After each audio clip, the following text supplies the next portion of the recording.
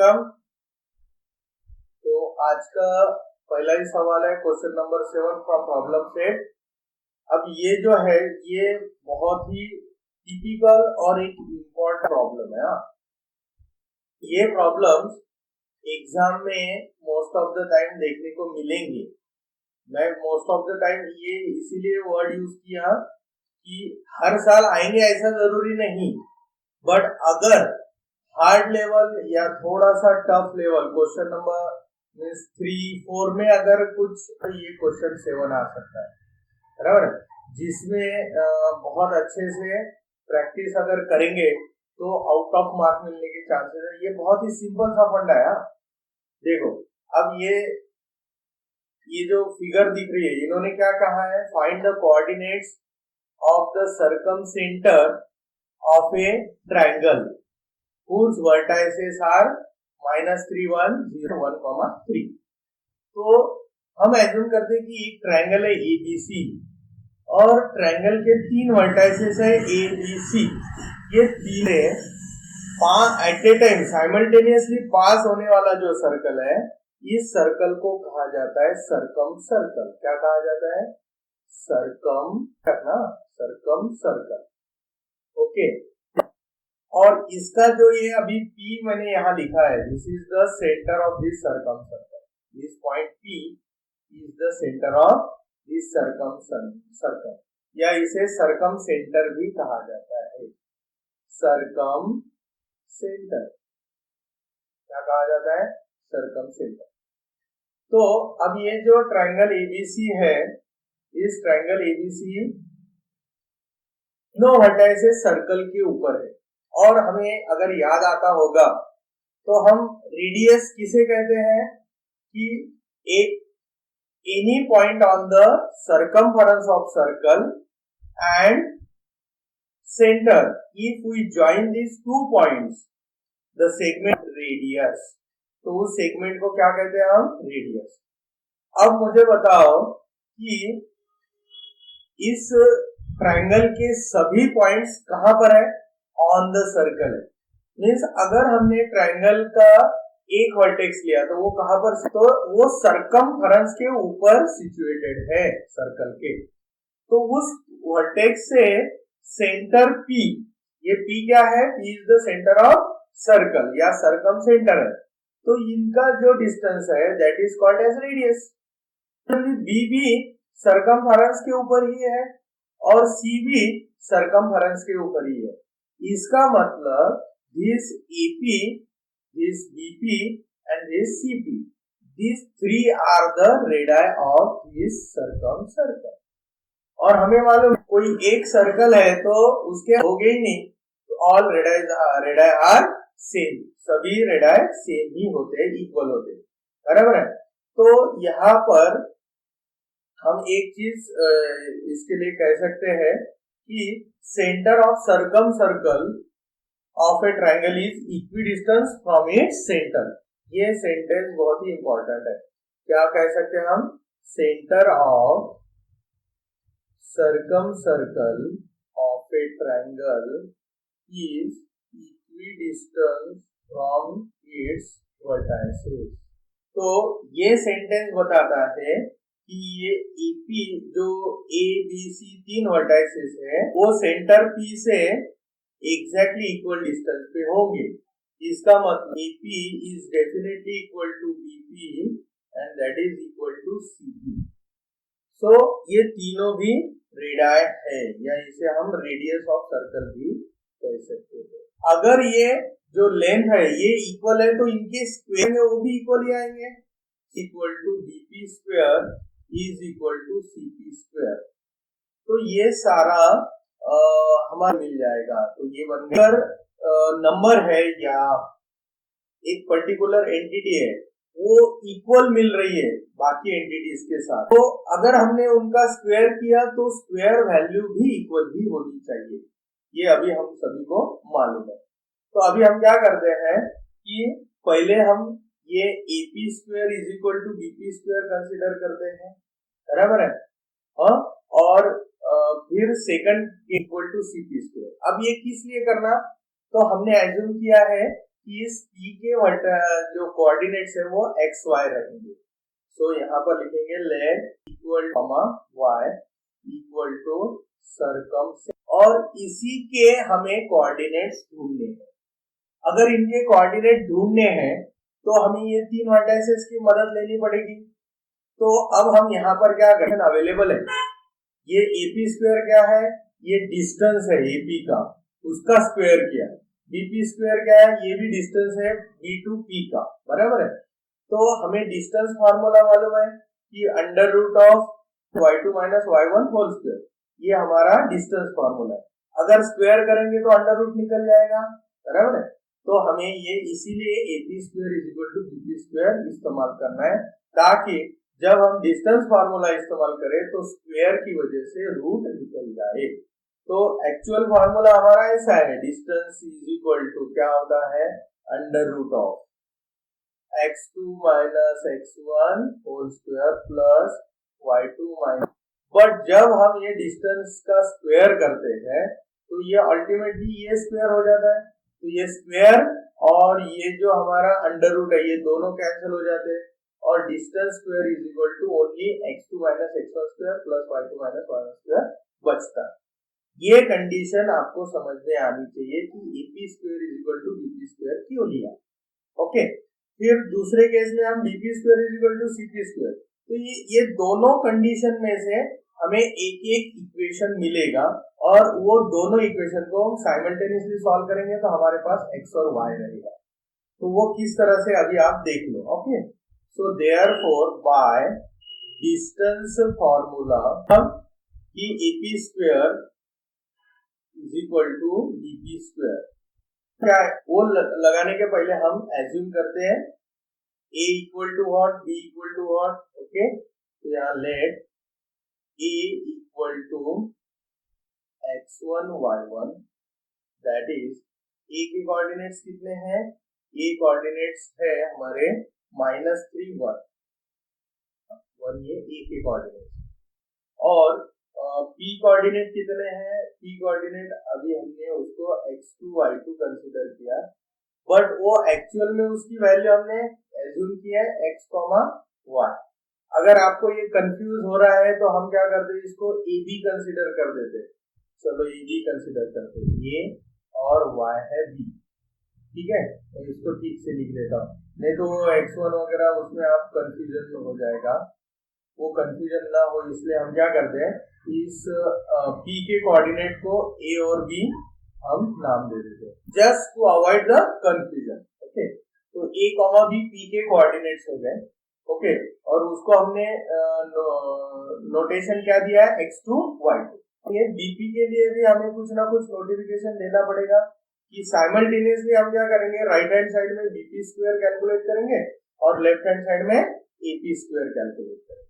Okay, अब देखो हाँ BP के लिए लेट एज्यूम करते हैं कि B equal to x1 y1 that is equal to B का जो कोऑर्डिनेट है वो है 0, -2, एंड दूसरा है P। तो P के लिए हम यहाँ पर भी x2 y2 नोटेशन लेंगे और उसका कोऑर्डिनेट है A, B। ओके, तो अब देखो यहाँ पर अननोन्स भी है और बाकी सारे। अब हमें मालूम है AP स्क्वायर मतलब x2 minus x1 square plus y2 minus y1 square. तो कहा गया, तो हमने AP का स्क्वायर किया इसलिए अंडर रूट कैंसिल हो गया। ओके, अब नहीं सॉरी, ये हमें यहाँ नहीं लिखना चाहिए, हमें यहाँ लिखना है x2 माइनस x1 स्क्वायर, ये लाइन मैं रब कर देता हूँ, 2 माइनस y1 स्क्वायर। ये हो गया AP का side, that is equal to BP। BP अब हमें कहाँ से मिलेगा, ये B और P से। इसमें सेम फॉर्मूला आएगा x2 minus x1 square plus y2 minus y1 square. Okay, अब AP किया है उसकी वैल्यू यहाँ पुट कर देते हैं। तो x2 हमने A कंसीडर किया है जो कि P का कोऑर्डिनेट है, माइनस x1 इज -3, तो इसका minus of -3 whole square plus y2 is B minus y1 is 1 whole square equal to x2 is again यहाँ पर अभी बीपी के साइड में ये वाले नोटेशंस देखो, हाँ, बी और पी के, तो यहाँ पर x2 कितना है a माइनस x1 कितना है 0 और उसका स्क्वायर प्लस y2 कितना है y2 इज b। ओके, अब देखो इसको सिंप्लीफाई करेंगे, साइमल्टेनियसली चलते रहेंगे, तो ये होगा a plus 3 minus minus plus और उसका square plus b minus 1 as it is b minus 1 whole square equal to a minus 0 means a square हो जाएगा, a माइनस 0 इज a और उसका square plus b minus minus plus 2 और complete square. अब यहाँ हम आइडेंटिटीज लगाएंगे, a plus B whole square a minus B whole square, उसकी आइडेंटिटी लगा देंगे, तो a plus B whole square means a square plus twice ab मीन्स 2 into 3 6 into a 6a plus b square मतलब 3 स्क्वायर इज 9। ये हो गया a plus 3 square का एक्सपांशन, ओके, आइडेंटिटी से। अब दूसरा b माइनस 1 का एक्सपांशन करना है, तो यहाँ कौन सी आइडेंटिटी लगेगी, a minus B whole square वाला आइडेंटिटी। तो उसमें क्या होता है, तो a का वैल्यू है b square minus 2ab means 2 into 1 into b, so twice b plus b square मतलब 1 का स्क्वायर, 1 स्क्वायर में जो होता है 1 equal to a square as it is plus a plus B whole square की identity यहाँ b plus 2 को लगाएंगे, तो वो मिलेगी b square plus 2 into 2 4b plus 2 square is 4। Okay, अब दोनों तरफ जो जो सेम मिलते हैं उनको हम कैंसल आउट करेंगे, उसके लिए मैं रेड पेन इस्तेमाल करता हूँ। देखो यहाँ पर a स्क्वायर है, यहाँ के साइन भी सेम होने चाहिए, तो ये दोनों कैंसल हो गए। ओके, फिर दूसरा है b कैंसल आउट हो जाएगा। अब देखो, अब ट्रांसपोज कर देते हैं। अब क्या करता हूँ, मैं सारे नंबर्स राइट हैंड साइड में लेके जाता हूँ और वेरिएबल वाले जितने हैं वो लेफ्ट हैंड साइड में लेके जाता हूँ। सो 4 भी इधर भेज दे और 9 इधर और 1 भी इधर भेज देगा। सो 6a माइनस 4b और ये minus 2b as it is minus 2b, और राइट हैंड साइड में क्या होगा, ऑलरेडी 4 है, ये 4 भी तो मैंने इधर भेज दिया, बचा क्या 4 और इधर का 1 इधर आएगा तो माइनस 1 हो जाएगा राइट हैंड साइड में, 9 राइट हैंड साइड में आएगा तो माइनस 9 हो जाएगा। ओके, तो सारे हमने यहाँ पर ट्रांसपोज कर दिए। अब देखो 6a एज इट इज रहेगा, minus 4b minus 2b is minus 6b। Okay, और यहाँ पर 4 माइनस 1 माइनस 9, तो माइनस माइनस वाले जो टर्म्स होते हैं उनकी एडिशन करनी पड़ती है, तो माइनस 10, तो माइनस 10 प्लस 4, देखो ऐसा आएगा माइनस 10 प्लस 4 कितना होता है माइनस 6, तो यहाँ माइनस 6 आएगा। अब इसको थ्रू आउट हम क्या करते हैं, 6 से डिवाइड करते हैं, तो डिवाइडिंग बोथ साइड, तो रेड्यूस हो जाएगा ये डिवाइडिंग साइड बाय 6, तो ये बचेगा, ये आया हमारा स्टेटमेंट नंबर 1। ओके, ये कहां से आया, AP square is equal to BP square किया।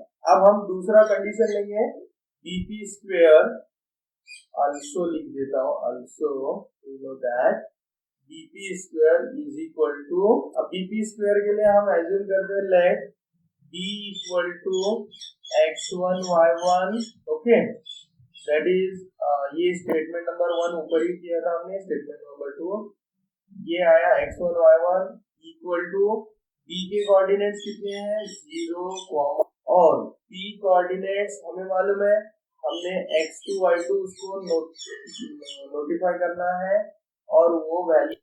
अब हम cp के लिए एजम्पशंस करते हैं, let c coordinates are x1 y1, okay, और उसके हमारे 1,3 कितना दिया है 1, फिर हम p के लिए इसके लिए हम कोऑर्डिनेट एज्यूम कर दें x2 y2 और वो हमने एज्यूम किए थे a, b। ओके, अब नीचे हम करेंगे कि bp square is equal to cp square, so therefore by distance formula, तो यहाँ पर क्या हो जाएगा कि x2 minus x1 square plus y2 minus y1 square is equal to x2 minus x1 square, इधर लेफ्ट हैंड साइड bp के लिए, ये cp के लिए y2 माइनस y1 स्क्वायर। इसका रूट हमने क्या किया है, स्क्वायर करके कैंसल आउट किया है।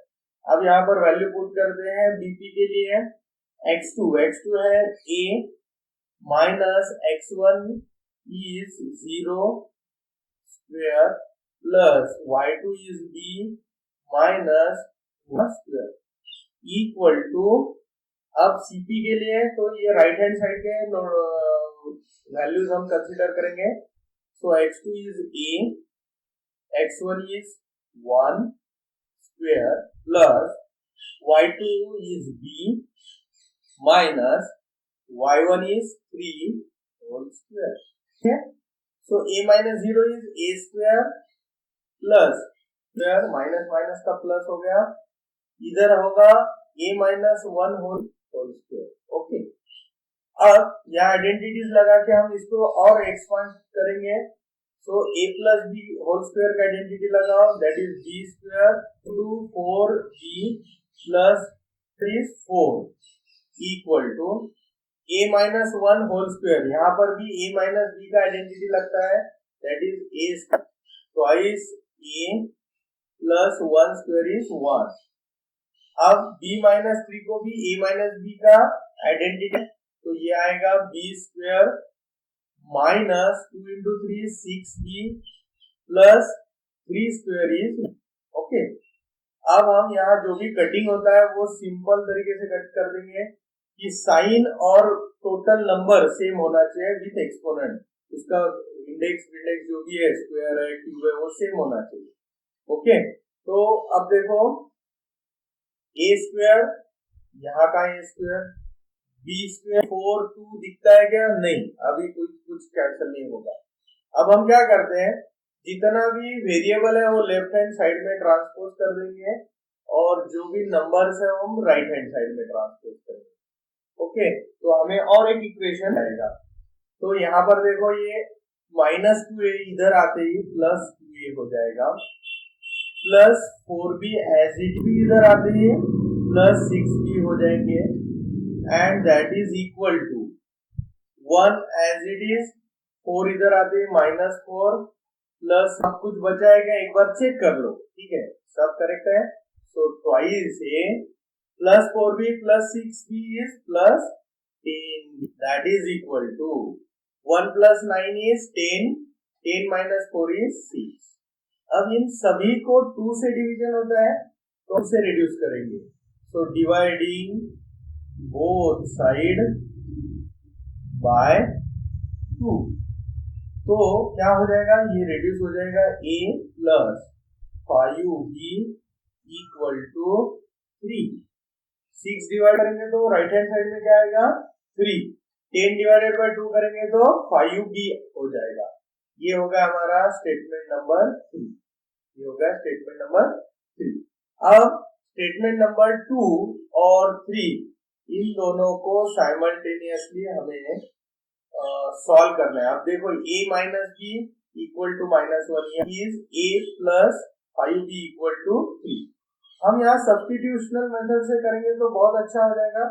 तो a का वैल्यू यहाँ पर हम कंसीडर करते हैं, तो a इज इक्वल टू ये -5b को इधर भेज देते तो माइनस हो जाएगा 3 माइनस 5b। ये क्या हो गई, लीनियर इक्वेशन का ही मेथड है। ये बन गया statement number 4।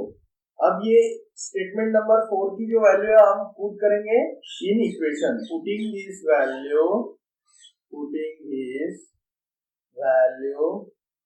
In 2, statement number 2 equal to +1 है कि -1 है, एक बार चेक कर लो। यस, माइनस, ये माइनस भी करना इज गुड थिंग। ऐसे ही मन से नहीं लिख देना। तो a minus B equal to -1, इसमें अब इसको पुट कर दे a की जगह पे, तो ये हो जाएगा 3 minus 5b minus b equal to -1। तो हमने a की जगह पे वैल्यू पुट कर दी, तो यहाँ पर क्या आ जाएगा 3 minus 5b minus 1b is -6b equal to -1। Okay, अब -6b को इधर ट्रांसपोज करो, 1 को इधर ट्रांसपोज करो, तो यहाँ पर क्या मिलेगा 3 -1 इधर आके +1 हो जाएगा equal to +6b। So 4 equal to 6b, that is b is equal to 2 2s are 4, 2 3s are 6। तो b का वैल्यू मिल गया b इक्वल टू 2/3। अब हमें चाहिए a का वैल्यू, तो वो तो बहुत ही आसान है, a का वैल्यू कहाँ से मिलेगा, इक्वेशन 4 से मिल जाएगा। So putting b equal to 2/3 in 4, तो हमें ये इक्वेशन ए दे देगा, ए की वैल्यू देगा। सो 3 माइनस 5 वैल्यू, सो 3 माइनस 5 इंटू बी का वैल्यू इज 2/3, तो ये बन जाएगा 3 माइनस 10/3। ओके, तो 3 इंटू 3 कितना होता है 9 माइनस 10 अपॉन 3, तो ये बन गया -1/3, ये बन गई ए की। तो देखो हमारे दो कोऑर्डिनेट्स थे ए और बी, सेंटर के लिए एज्यूम किए थे, बराबर है, सरकम सेंटर पे। तो यहाँ लास्ट में आंसर लिखेंगे therefore the coordinates of सरकम centre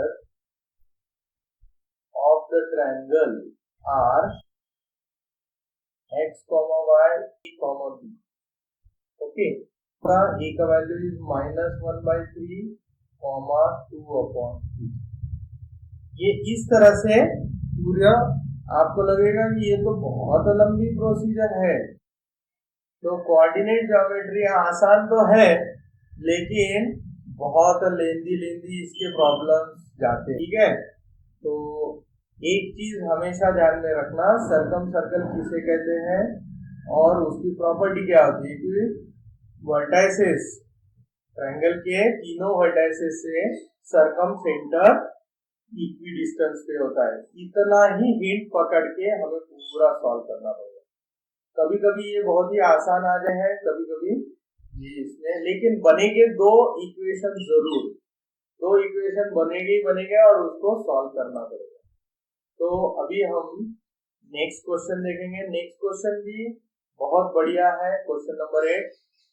ये इसके अंदर 3 या 4 सब क्वेश्चंस है, शायद 3 सब क्वेश्चंस है, 1 2, अच्छा 3 सब क्वेश्चन है, लेकिन एक एक क्वेश्चन ही लंबा जाएगा।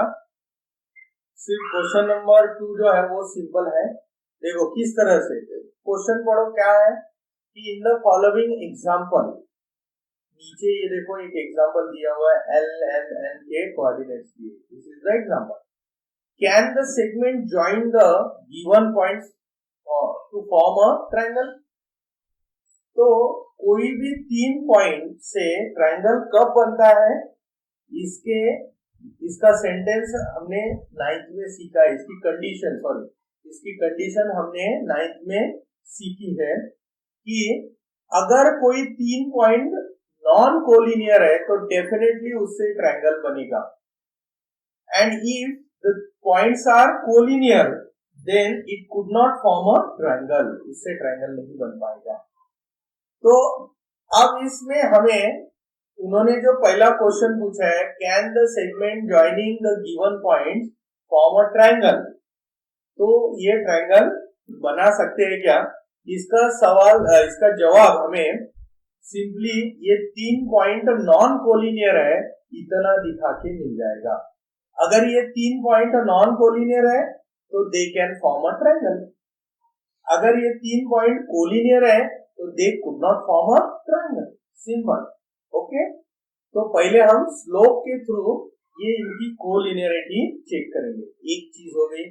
अब दूसरा सवाल, इफ ट्रायंगल इज फॉर्म, अगर ट्रायंगल बनता है, दो कंडीशंस होंगी, एक तो ट्रायंगल बनेगा या फिर ट्रायंगल नहीं बनेगा। इन केस अगर ये ट्रायंगल बनाते हैं, then we have to state the type of triangle considering the sides of the triangle। अब ये जो वर्डिंग है कौन सा, considering the sides of triangle।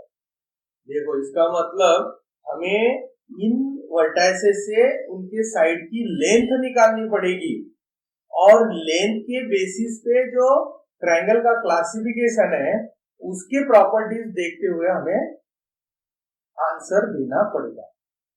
जैसे कि समझो हमने 3 सेगमेंट्स निकाले और वो तीनों सेगमेंट्स इक्वल निकले, तो हम कहेंगे this triangle is equilateral triangle. अगर वो एक भी या कोई भी 2 सेगमेंट इक्वल नहीं तो that is the scalene triangle, या only 2 segments are equal then isosceles triangle. समझ में है? तो अब देखो हमें पहले स्लोप फार्मूला इस्तेमाल करना है, नॉन कोलिनियरिटी एक्सप्लेन करनी है, फिर उसके बाद डिस्टेंस फार्मूला इस्तेमाल करके हमें उनके साइड्स भी निकालने हैं और टाइप ऑफ ट्रायंगल बताना है। इतना चीज हमें अभी करना है। तो सबसे पहला हम क्या करते हैं कि इनके स्लोप निकालते हैं। तो लेट हम पहले lm के स्लोप ढूंढते हैं। तो उसके लिए हम क्या करते हैं, let l equal to x1 y1 that is -5 -3। Okay, तो स्लोप फार्मूला इस्तेमाल करते हैं। तो slope of lm equal to y2 minus y1, ये स्लोप फार्मूला है, x2 माइनस x3 इज यहाँ पर कितना दिख रहा है m का y -3 y तो -4 upon x2 is -5 and x1 is 6 तो -6। तो यहाँ पर कितना आया -7 अपॉन -11, माइनस माइनस निकल जाएगा, माइनस माइनस प्लस हो जाता है तो 7 अपॉन 11। ये हो गया स्लोप ऑफ lm। अब देखते हैं स्लोप ऑफ mn। तो उसके लिए let m equal to x1 y1 that is equal to -5 -3 n equal to x2 y2 that is -6 8। Okay, so slope of mn equal to क्या होगा, y2 minus y1 upon x2 minus x1। So y2 is 8 minus y1 is -3, so minus of -3। x2 is -6, x1 is -5, so minus of -5। कितना होगा 8 minus minus plus 3 upon -6 minus minus plus 5 equal to कितना होता है 8 plus 3 9 10 11, so 11 upon -6 plus 1, so ये हो जाएगा -1। तो आ गया यहाँ पर हमारा दूसरा स्टेटमेंट -11। -1 लिखने की बजाय हम साइन ऊपर कर देते हैं, नीचे हम -1 लिखते नहीं, ये नहीं। अब जाते हैं हम हमारे तीसरे नंबर का slope, that is let ln। l is x1 y1 और उसका l का वैल्यू कितना है, यहाँ पर ऊपर दिया लिखा था हमने 6,4, और इनका वैल्यू x2 y2 और ये वैल्यू बनता है क्या हुआ है -6,8। तो यहाँ पर देखिए ln दिया हुआ है और हम यहाँ स्लोप ऑफ ln निकालेंगे। Slope of ln y2 minus y1 upon x2 minus x1। So y2 is 8 minus y1 is 4 upon -6 minus of 8 equal to, देखो कितना आएगा ये, तो L का वैल्यू हमने बराबर लिया 6,4, यस, N का वैल्यू -6 -8, यस करेक्ट किया है। तो यह 8 - 4 इज 4 अपॉन -6 -6 -12, तो यहाँ पर आएगा ये 4 1 जार 4 4 3 जार 12, तो ये आएगा माइनस स्टेटमेंट नंबर 2। सो अब हम यहाँ पर एक स्टेटमेंट लिखेंगे कि from 1 2 and 3 slope ln is not equal to slope mn is not equal to slope ln. Therefore, point L, M, N are non-points. Okay.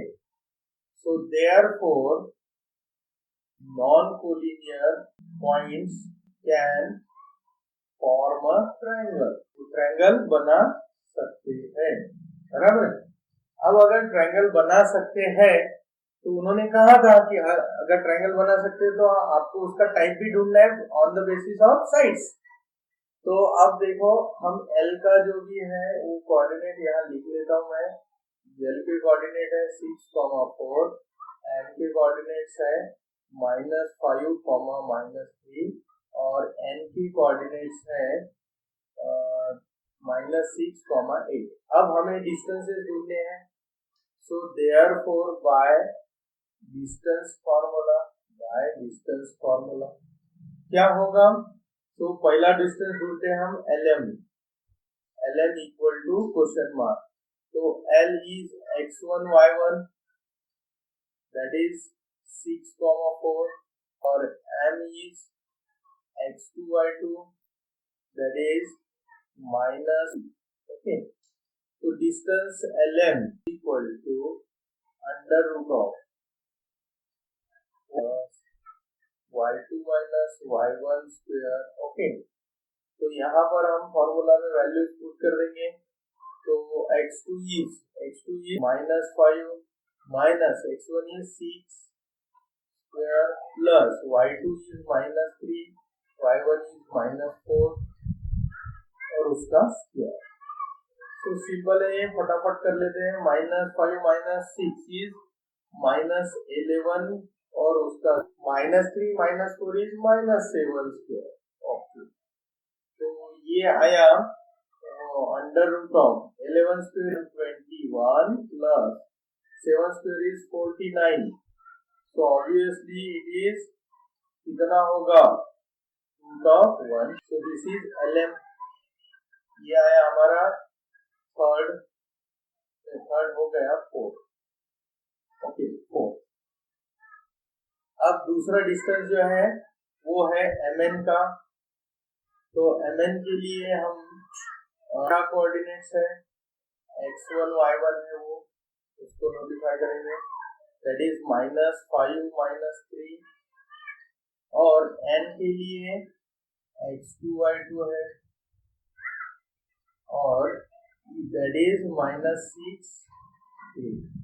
Okay, तो distance mn is equal to under root of x2 minus x1, so x2 is -6 minus x1 is -5, so minus of -5 square plus y2 minus y1, y2 is 8 minus of -3, तो यहाँ पर कितना होगा? -6 plus 6 plus 5 -6 plus 5 square plus 8 plus 3 कितना आया यहाँ पर? Under root of कितना आएगा? -6 प्लस 5 कितना होता है? That is -1 square plus 8 plus 3 is 9 10 11, so it is 11 square. So under root of 1 square minus 1 square is 1 plus 121. So it is root of 122. So this is mn। ये आया हमारा fifth वाला statement. Okay, अब जाते हैं sixth वाले statement में। तो वो कैसे मिलेगा हमें? वो मिलेगा, तो mn मिल गया। अब हम जाएंगे last that is ln, ln equal to question mark. तो यहाँ L को हम कंसिडर करेंगे x1 y1, वो कितना है, दैट इज 6,4, ओके। और n को कंसिडर करेंगे हम x2 y2, और n का वैल्यू है -6,8।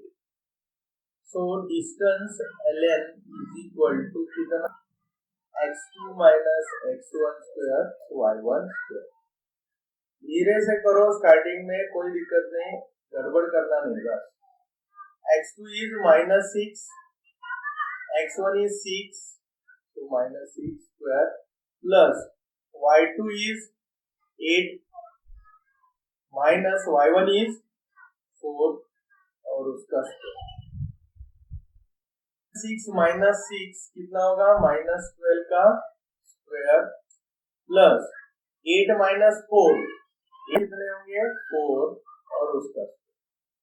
सो 12 square is 144 plus 4 square is 16, और इनकी एडिशन करने पे मिल जाता है 160, ओके। तो ये हो गया ln, हमारा स्टेटमेंट नंबर 6, ओके। सो अब यहाँ पर हम कह सकते हैं कि फ्रॉम 4, 5 एंड 6, बराबर, कि no two sides of triangle are congruent, hence triangle LMN is a scalar triangle। Scalar triangle में एक भी साइड इक्वल नहीं होती। इसका लिखने का तरीका ये होता है कि no two sides of triangle are congruent. ये स्केलर का डेफिनेशन है, इसीलिए हम यही वर्डिंग इस्तेमाल करेंगे स्केलर। तो क्लियरली डिफाइंड है 4, 5 से कि this triangle is a scalar triangle, okay. तो वैसे ही हम ये नेक्स्ट भी देख लेते हैं। इसमें क्या है, स्लोप फॉर्मूला से सिंपल, इसका पहले कोलिनियर है या नॉन कोलिनियर है वो हम फाइंड आउट कर लेते हैं। तो इसका क्वेश्चन नंबर 2 आपके सामने है। देखो यहाँ पर हमें क्या करना है, सिर्फ इतना ही है कि हमें फटाफट इसके स्लोप्स निकालने पड़ेंगे, okay, to find whether these 3 points are collinear और नॉट। So let P equals to x1 y1 and that is equal to -2 -6, Q equals to x2 y2 and that is equal to -4 So by slope formula, slope of PQ is equal to क्या आएगा, y2 minus y1 upon x2 minus x1। So y2 is -2, y1 is -6, so minus of -6 upon x2 is -4 and x1 is -2, so minus of -2, okay. तो एक ही line में बैठ जाता है ये, तो -2 plus 6 upon -4 plus 2, तो ये हो जाएगा +4 upon 2 that is equal to 2। तो स्लोप मिल गया 2, ओके। अब हम जाते हैं 2 नहीं, -2 आना चाहिए, क्योंकि -4 plus 2 is -2, ये आ गया -2। एंड इसको स्टेटमेंट नंबर 1। अब स्लोप QR के लिए, so let Q equal to x1 y1, so Q is -4 -2, R equal to x2 y2, that is -5 0, okay। So therefore slope of QR is equal to कितना होगा, equal to y2 is 0 minus y1 is -2 upon x2 is -5 and x1 is -4। तो यहाँ पर होगा +2 upon -5 + 4 -5 + 4। So +2 as it is ऊपर रहेगा, -2 कितना होता है +2 अपॉन -5 + 4 इज -1, सो ये हो गया -2। तो यहीं से हमें क्लियर कट समझ में आता है कि द टू लाइंस, अगर slope of two segment is equal, then they either collinear और पैरेलल। तो हमें तीसरा स्लोप निकालने की भी जरूरत नहीं। So therefore from 1 and 2 slope of PQ of QR, okay, so therefore the points PQR are either collinear or parallel, hence no triangle can form। अगर ट्रायंगल ही नहीं बनेगा क्या, नहीं, तो हमारा यहाँ पर आंसर खत्म हो जाता है। और आज के लिए हम इतना ही काफी करते हैं, बिकॉज अपना टाइम हो चुका है। अब हम बचा हुआ प्रॉब्लम कल देखेंगे। आप लोग इसका रिवीजन करो, सर्कम सर्कल का बहुत इंपॉर्टेंट है। Okay, bye.